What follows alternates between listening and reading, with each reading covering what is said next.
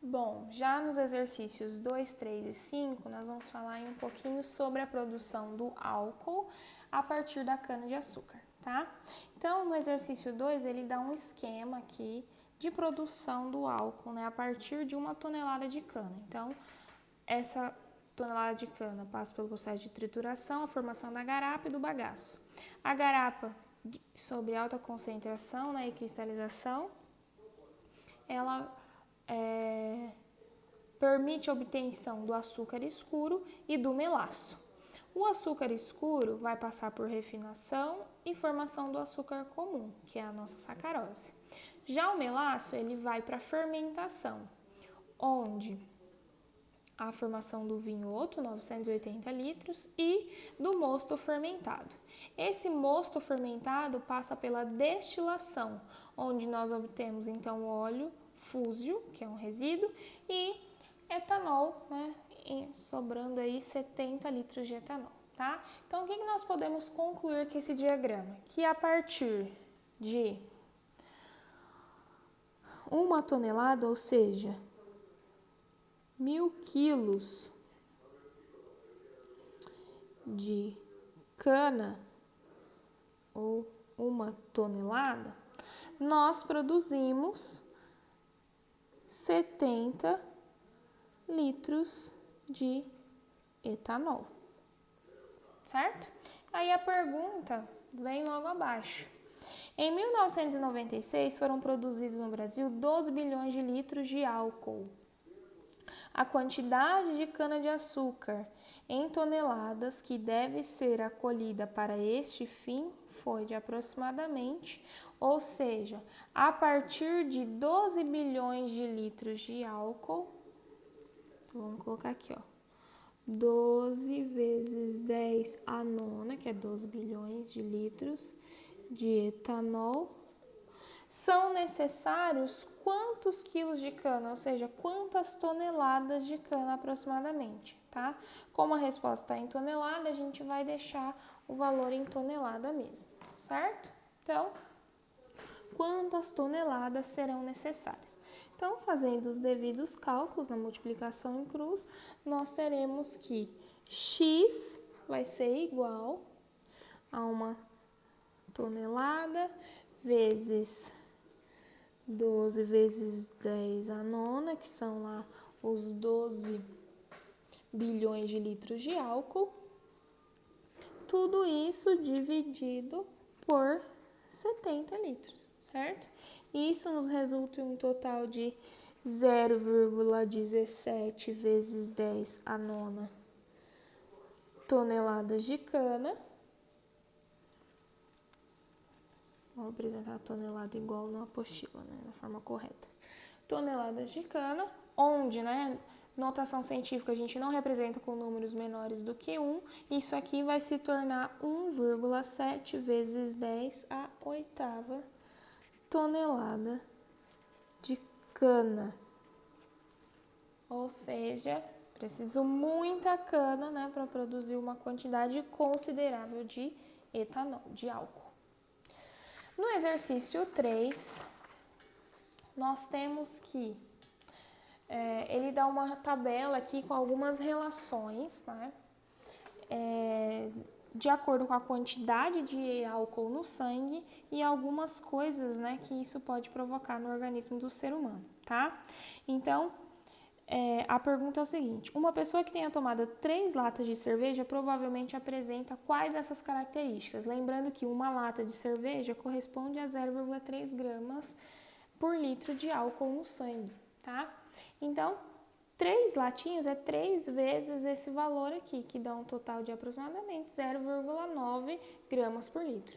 E 0,9 fala aqui, ó, que a pessoa sofre excitação, perda de julgamento crítico, queda da sensibilidade e das reações motoras. A alternativa que melhor se encaixa nessa resposta é o item A, que fala queda de atenção, de sensibilidade e das reações motoras. Então, a resposta do exercício 3 é a letra A. É válido, pessoal, considerar, né, as outras informações em relação às quantidades de etanol no sangue, tá?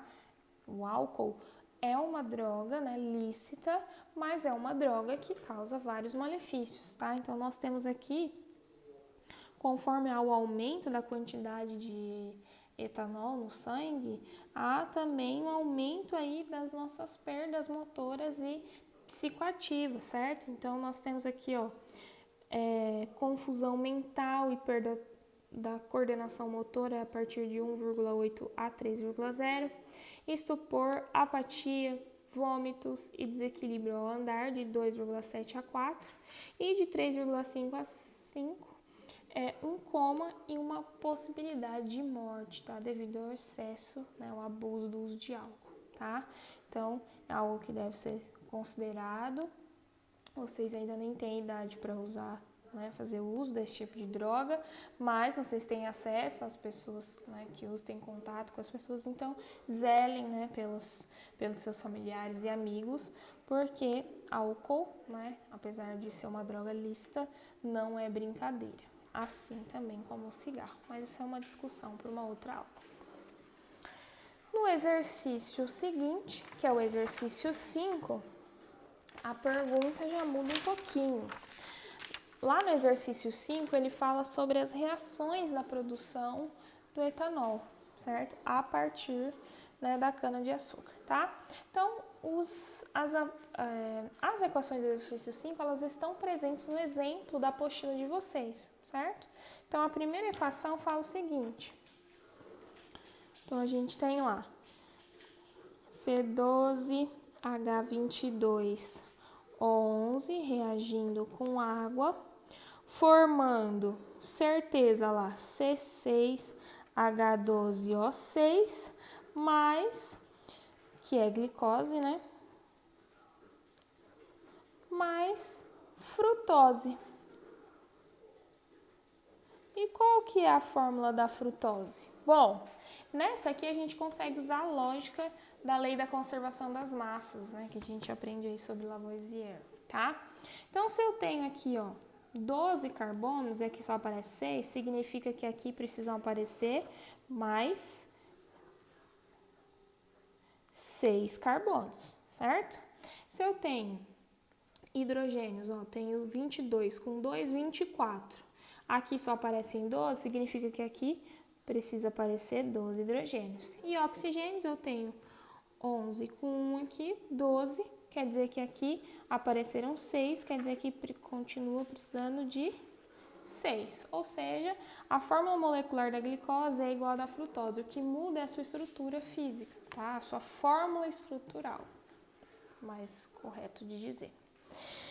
E no item B, né, já é um pouquinho mais complicado. A gente tem, então, a fórmula aí da glicose, que é o C6H12O6, que vai se decompor em duas moléculas. Então, duas moléculas que precisam de 2 mols de cada uma. Na molécula B, né, ela vai ser uma molécula mais complexa, maior. Por quê? Esse é o processo de obtenção do etanol, tá? Então, na molécula B vai ser exatamente o etanol, que é H3C, CH2OH. Essa é a molécula B. E a molécula C vai ser formada pelo que sobrar, que é o CO2, certo? Então, precisa aí lembrar, né, da estrutura do etanol, do seu processo de fermentação, baseado só aí na decomposição da glicose. Ok? Bom, pessoal, esses foram os exercícios que tinham ficado para correção. Espero que vocês tenham compreendido e vamos usá-los, né, para seguir as nossas próximas aulas.